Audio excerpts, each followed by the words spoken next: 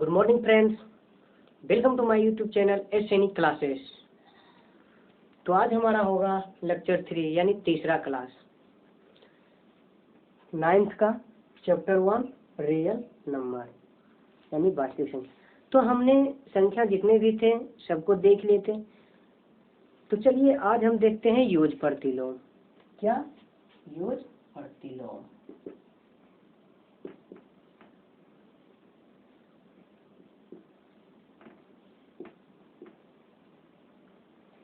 इसी को हम कहते हैं, देखिए योग प्रतिलोम को ही हम कहते हैं प्रतीप अवयव। क्या कहते हैं? प्रतीप अवयव। और साथ में इसी को हम कहते हैं ऋणात्मक अवयव। इसी को क्या कहते हैं? ऋणात्मक अवयव।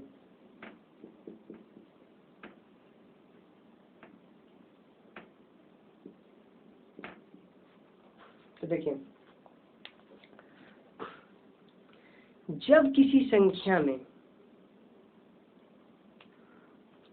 वैसे संख्या को जोड़ दिया जाता है जिसका योगफल शून्य हो जाता है तो वो दोनों संख्या एक दूसरे का योग प्रतिलोम, प्रतीप अवयव या ऋणात्मक अवयव कहलाता है। कहने का मतलब क्या है? यदि कोई संख्या ए है, उसमें हम -a को जोड़ते हैं तो योगफल मेरा शून्य होगा, तो a का योग प्रतिलोम -a होगा, जबकि -a का योग प्रतिलोम a होगा। ठीक है, मान लीजिए कि a कोई संख्या है तो इसमें हम वैसे संख्या को जोड़ेंगे जिसका योगफल शून्य होना चाहिए। तो देखिए a है तो हम a को ही उसके चिन्ह को क्या करेंगे? बदल के जोड़ेंगे। अगर a दिया रहेगा तो हम उसमें -a को जोड़ देंगे तो 0 होगा, या अगर -a दिया हुआ है तो हम उसमें a को जोड़ देंगे तो 0 होगा। और ये जो a है एक दूसरे का योग प्रतिलोम कहलाएगा। कहने का मतलब a का योग प्रतिलोम -a होगा, जबकि -a का योग प्रतिलोम a होगा। समझे? तो यानी कोई संख्या योग प्रतिलोम, और योग प्रतिलोम को हम क्या कहते हैं? प्रतीप अवयव या ऋणात्मक अवयव भी कहते हैं। ऋणात्मक अवयव कहने का मतलब a का ऋणात्मक अवयव क्या होगा? -a है तो -a का ऋणात्मक क्या होगा? देखिए पहले से कोई -a है, फिर इसका हम माइनस ऋणात्मक निकालेंगे, पहले से ऋणात्मक में फिर एक और ऋणात्मक लेंगे तो जो चिन्ह रहता है तो ब्रैकेट चलता है, ब्रैकेट का मतलब गुना हो जाता है। तो हम जानते हैं माइनस गुना माइनस प्लस, तो क्या हो जाएगा? ए हो जाएगा ना। तो देखिए, तो यानी किसी भी संख्या, मान लीजिए ए है कोई संख्या, उसमें क्या -a को जोड़ने पर 0 प्राप्त हो जाता है। अब 0 प्राप्त हो गया तो a का योग प्रतिलोम -a होगा, जबकि -a का योग प्रतिलोम क्या होगा? हमारा a होगा। ठीक है ना। अब देखिए क्या माइनस और प्लस का बात यहाँ है, तो थोड़ा सा हम यहाँ देखिए एक चीज ये भी बता देते हैं।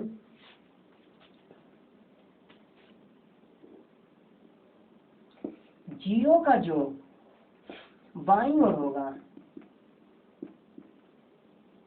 बाईं ओर होगा वो क्या होगा? ऋणात्मक संख्या, वो ऋणात्मक पूर्णांक होगा, वो ऋणात्मक पूर्णांक। लेकिन जीरो का जो दाईं ओर होगा, जीरो का जो दाईं ओर होगा वो क्या होगा? धनात्मक पूर्णांक। वो क्या होगा? धनात्मक पूर्णांक। ठीक है ना। अब आगे देखते हैं परिमेय संख्या का लघुत्तम रूप। देखिए परिमेय संख्या जो होता है वो किसी भी संख्या का लघुत्तम रूप होता है, किसी भी संख्या का लघुत्तम रूप होता है। जैसे मेरा कहने का मतलब ये है कि मान लेते हैं हम लिखे 4/2, हम लिखते हैं 10/12, तो क्या है 4/2 इसका परिमेय संख्या क्या हो जाएगा? हमारा 2 हो जाएगा। 10/12 इसका परिमेय संख्या क्या होगा? 5/6। कैसे? सो देखिए इसका लघुत्तम रूप होता है, इसका लघुत्तम। तो 2 से अगर हम 2 को विभाजित करेंगे तो एक बार में, 2 से 4 को विभाजित करेंगे 2 बार में, तो 2/1 मतलब 2। तो देखिए यानी कि 2 क्या है? सबसे छोटा लघुत्तम रूप। अब इससे छोटा नहीं हो सकता, तो लघुत्तम रूप जो होता है यानी सबसे छोटा रूप जो होता है हम उसी को परिमेय संख्या कहते हैं। जैसे यहाँ देखिए 10/12 है तो ये लघुत्तम रूप नहीं है। 2 से ये भी विभाजित होगा 5 बार में, 2 से 12 विभाजित होगा 6 बार में, तो 5/6 है। आप देखिए किसी भी संख्या से विभाजित नहीं होगा, किसी भी संख्या से विभाजित नहीं होगा। तो ये जो है ये क्या है? इस संख्या 10/12 का लघुत्तम रूप है और यही परिमेय संख्या होगा। परिमेय संख्या हमेशा क्या होता है? लघुत्तम रूप में ही रहता है। ठीक ना। आगे देखिए, अब एक चीज हम ये भी बता देते हैं आपको, देखिए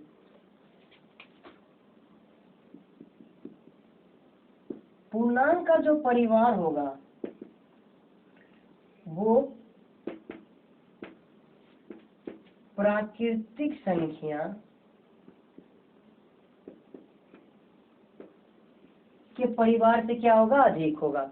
ये पूर्णांक का जो परिवार होगा वो प्राकृतिक संख्या के परिवार से अधिक होगा। कहने का मतलब क्या है कि प्राकृतिक संख्या क्या हो सकता है, एक से लेके अनंत तक होगा ना, जबकि पूर्णांक क्या होगा, माइनस अनंत से लेके 0, माइनस अनंत से लेके -1 तक, साथ में 0, साथ में 1 से लेके अनंत तक। तो देखिए ये जो इतना दूर है यही प्राकृतिक संख्या का परिवार है।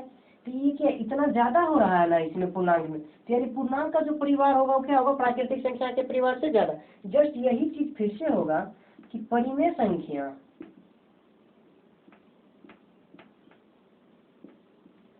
का परिवार जो होगा वो पूर्णांक के परिवार से क्या होगा, ज्यादा होगा। वो पूर्णांक के परिवार से ज्यादा क्यों, क्योंकि देखिए पूर्णांक में क्या होगा, माइनस अनंत से लेके प्लस अनंत तक, माइनस अनंत से लेके प्लस अनंत तक, पूर्णांक में भी माइनस अनंत से लेके प्लस अनंत तक, साथ में p/q भी होगा, साथ में क्या होगा, p/q भी होगा।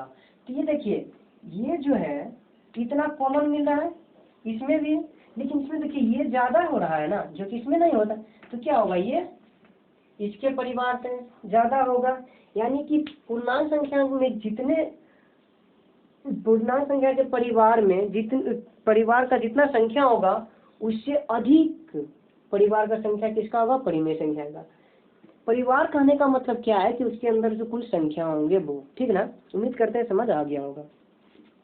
अब देखिए आगे हम बात करते हैं समतुल्य परिमेय संख्या का।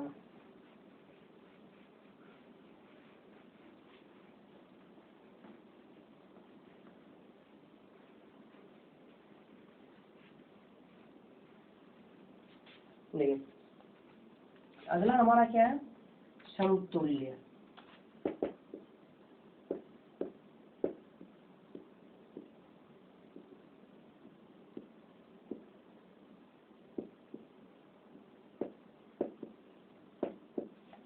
जिस तरह ऋणात्मक अवयव में क्या था, ऋणात्मक था, यानी जो भी संख्या लेंगे उसी का ऋणात्मक होगा, उसी का ऋणात्मक होगा। प्रतिलोम मतलब जो भी संख्या लेंगे उसका वियोज्य प्रतिलोम।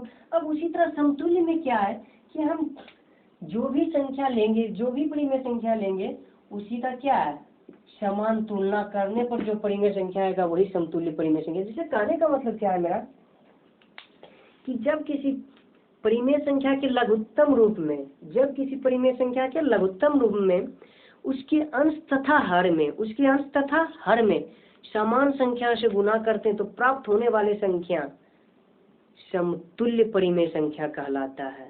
देखिए हम क्या बोल रहे हैं, जब किसी परिमेय संख्या के लघुत्तम रूप में, लघुत्तम रूप में मतलब अब वो किसी से विभाजित नहीं होगा। तो देखिए लघुत्तम रूप है, तो जब किसी परिमेय संख्या के लघुत्तम रूप में उसके अंश तथा हर में समान संख्या, यानी अंश में 2 से गुना करेंगे तो हर में भी 2 से, अंश में 5 से गुना करेंगे तो हर में भी 5 से, अंश में 7 से गुना करेंगे तो हर में भी 7 से, तो समान संख्या से जो गुना करते हैं उससे जो प्राप्त होता है वही समतुल्य परिमेय संख्या कहलाता है। जिसे अगर हम क्या है 2/5 था मेरा, इसको क्या किए 3 अंश में और हर में समान संख्या यानी 3 से गुना करें तो 2 तिया 6 और 5 तिया 15।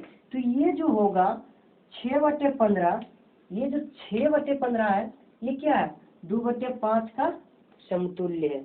इतना ही नहीं, अब आगे हम और भी निकाल सकते हैं। मेरा 2/5 है लघुत्तम, हम अब इस बार में 4 से गुना करते हैं तो क्या होगा 4 दूनी 8, 5 चौके 20। तो जो ये 8/20 या 6/15 इस सब के सब क्या 2/5 का समतुल्य। हम अब ले लेते हैं 2/5 को गुना करते हैं 10 से, अगर ऊपर भी गुना हम 10 से कर रहे हैं तो फिर नीचे भी गुना कितना से करेंगे 10 से, तो कितना हुआ 10 दूना 20, 10 पचे 50। तो ये जो 20/50 है ये भी क्या 2/5 का समतुल्य परिमेय संख्या होगा।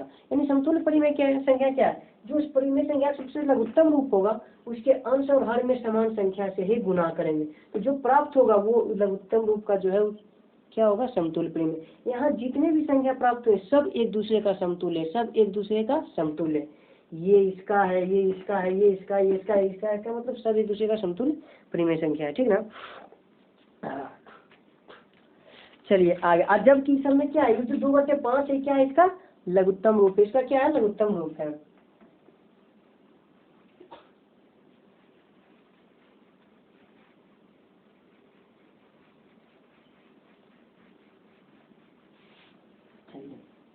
अगला क्या है? परिमेय संख्याओं का जोड़। परिमेय संख्याओं का जोड़।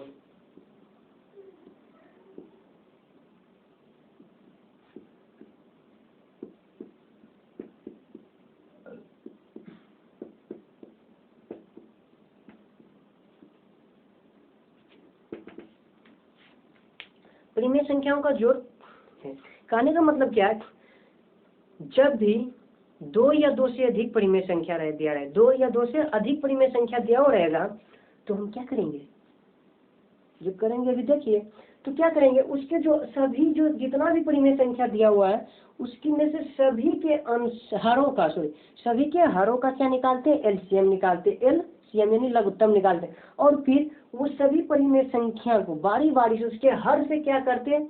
जो लघुत्तम आता है उसमें भाग देते हैं, उसके हर से लघुत्तम में भाग देते हैं, और उसके हर पे जो आता है अंश, यानी उसके जिस परिमेय संख्या के हर से भाग दें उसी परिमेय संख्या के अंश को भागफल जो आएगा उससे गुना कर देते हैं। उससे क्या करते हैं? गुना। यही क्रिया सबके साथ करते हैं और फिर सबको जोड़ देते हैं, सबको जोड़ कर बटे हर कर देते हैं।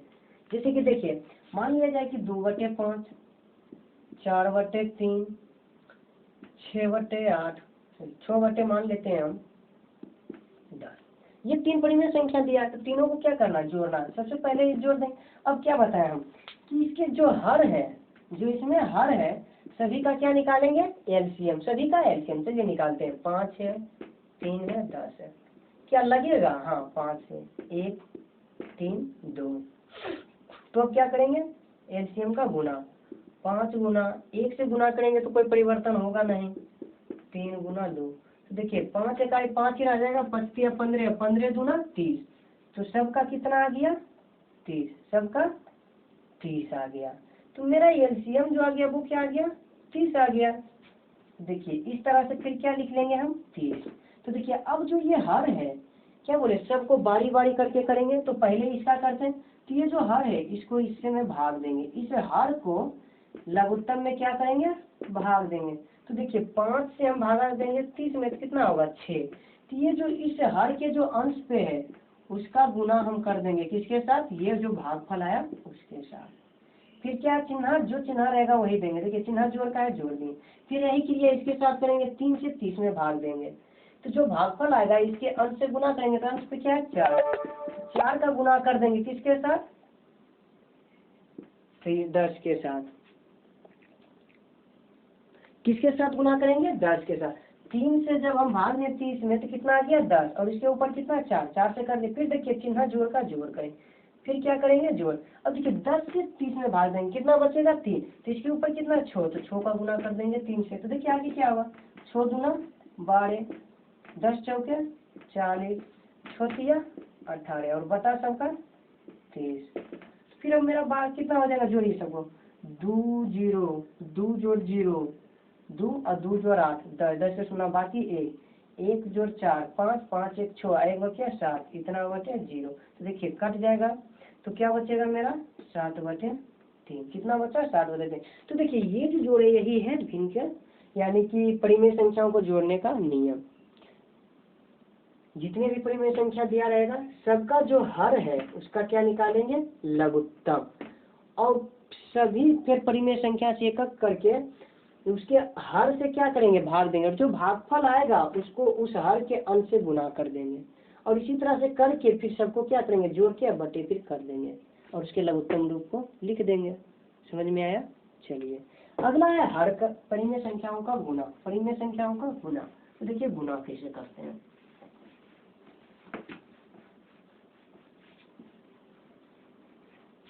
देखिए परिमेय संख्या को गुना क्या कैसे करते हैं हम,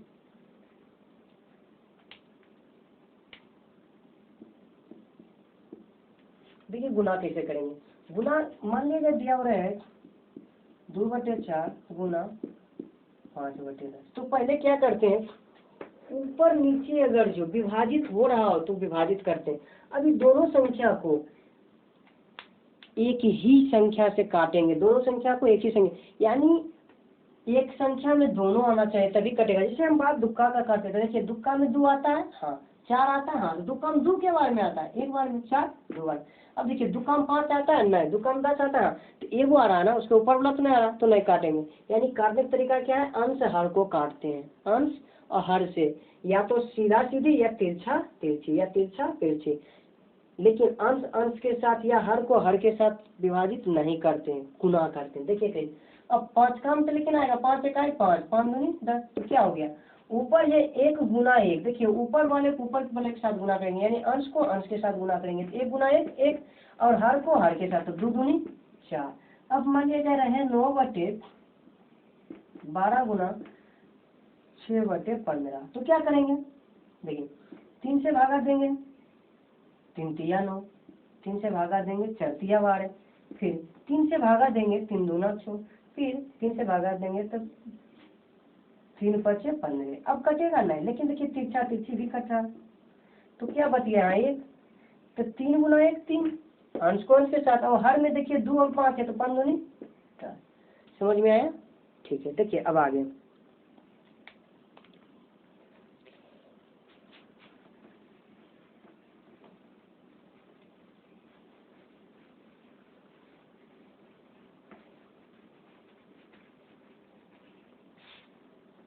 आगे देखिए हम बात करते हैं परिमेय संख्याओं के बड़ या छोट होने का बोध। जैसे कि हम बात करते हैं,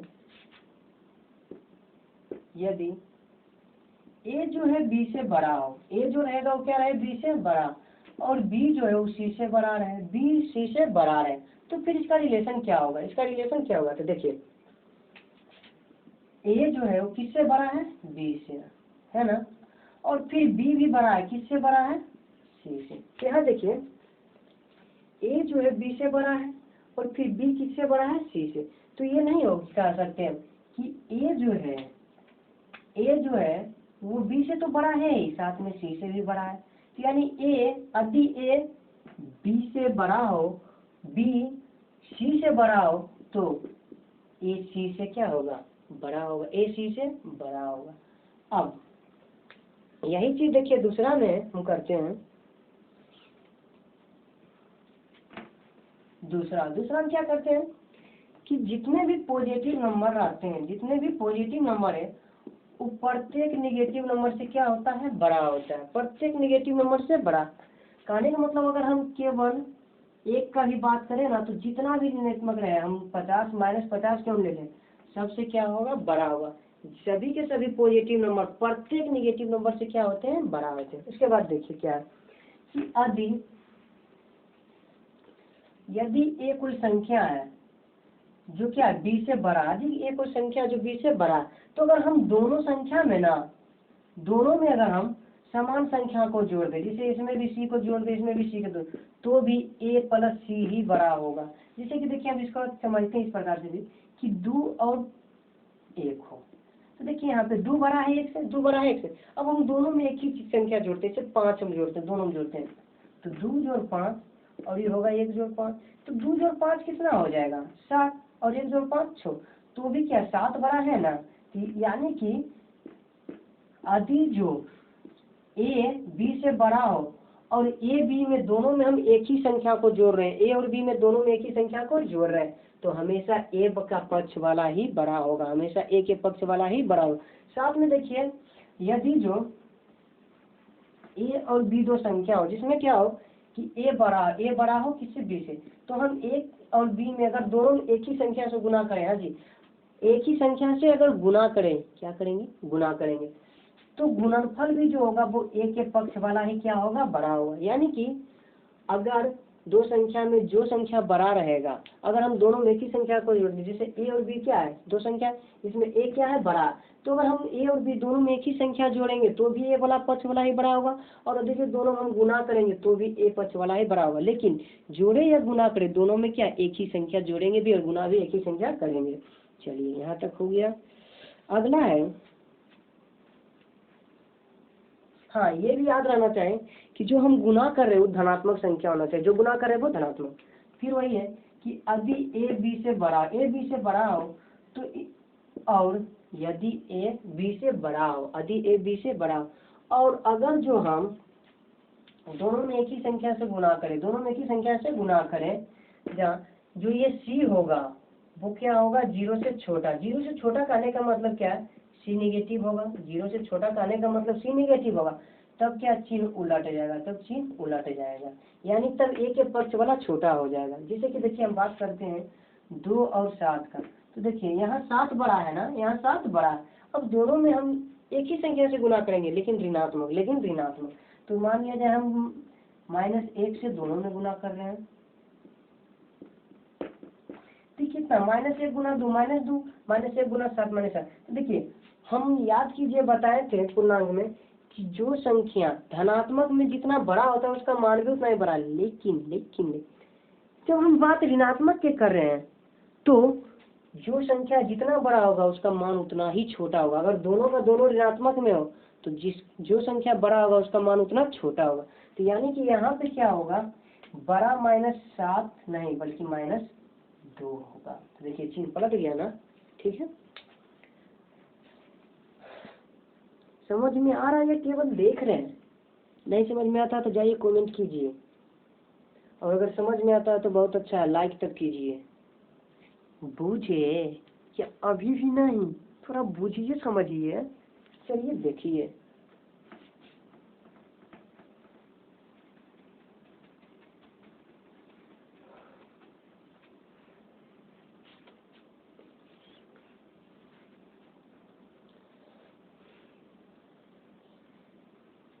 अब अगला है कि यदि ए और बी दो संख्या हो जिसमें ए बड़ा हो, यदि ए और बी दो संख्या जिसमें ए बड़ा हो, तो यदि जो हम दोनों का पूर्णांक n लेंगे, जहाँ क्या है n होना चाहिए हमारा पॉजिटिव नंबर, n होना चाहिए पॉजिटिव नंबर, एवं a और b क्या होना चाहिए,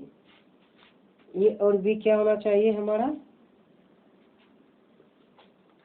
a और b होना चाहिए पॉजिटिव नंबर, जबकि n होना चाहिए पॉजिटिव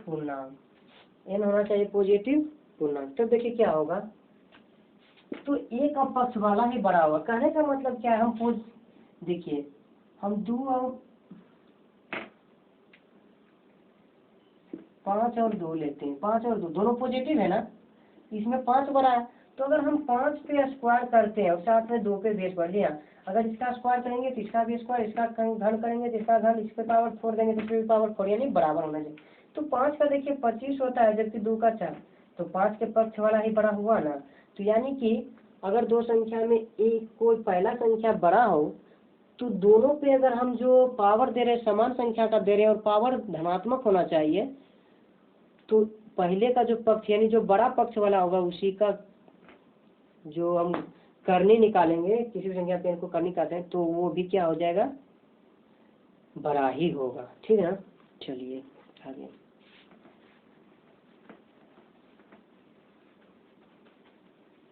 देखिए अब आगे में क्या है कि यदि जो दो परिमेय संख्या दिया रहा है a/b और c/d, तो इसमें बड़ा और छोटा कैसे पता करेंगे। देखिए इसमें बड़ा छोटा कैसे पता करें, सबसे पहले नंबर तो ये जानिए कि यदि ए दिया रहे दो परिमेय संख्या a/b और c/d, तो अगर दोनों का हर बराबर हो, तो जिसका अंश बड़ा होगा वही होगा बड़ा। यानी कि अगर a जो है c से बड़ा, तो a/b बड़ा होगा किससे, c/b से। क्यों, क्योंकि इसका हर बराबर है, तो जिसका अंश बड़ा वही बड़ा। जैसे कि मान लेते हैं हम लिखते हैं 3/5 और 2/5, तो देखिए हम इसमें देखिए पहले इसमें है क्या कि इसका हर दोनों का देखिए बराबर है ना, हर बराबर है, तो अंश किसका बड़ा है? 3 ना, तो 3 वाला भिन्न भी क्या बड़ा होगा? 3 वाला भिन्न भी बड़ा होगा। और अगर हर बराबर रहे, अब देखिए बात करते हैं जब ऋणात्मक होगा, अभी तक धनात्मक अब ऋणात्मक, जैसे -3 और -2 आता,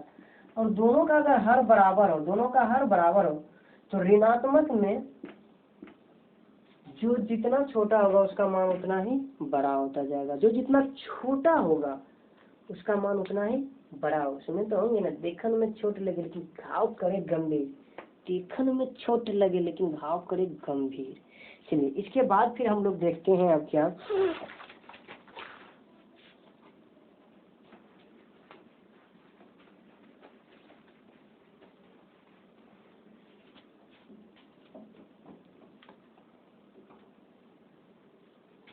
अब देखिए मान लीजिए दो पूर्णांक संख्या दिया रहे हैं, जैसे कि ये देखिए दो परिमेय संख्या, पूछे कि इसमें कौन बड़ा और कौन छोटा, कौन बड़ा और कौन छोटा। देखिए इस बार तो किसी का हर बराबर नहीं है, तो क्या करेंगे, इसके हर का एलसीएम लेंगे कहीं दूसरे जगह, इसके हर का क्या लेंगे? एलसीएम। तो लीजिए 2 और 3 का एलसीएम लगेगा नहीं ना, तो क्या नहीं लगता है एलसीएम, तो क्या करते हैं? गुना, 6 हो गया। अब क्या करते हैं, हम इसके हर को क्या करेंगे? 6 में लाएंगे, इसके हर को 6 के फॉर्म में। तो देखिए 4/2, अब हर को 6 में लाना है ना, 2 में कितना से गुना करेंगे कि 6 आएगा? तो 2 से 6 में भाग देंगे 3, 3 से। अब हर में 3 से कर रहे हैं तो अंश में भी क्या करेंगे? 3 में ही गुना।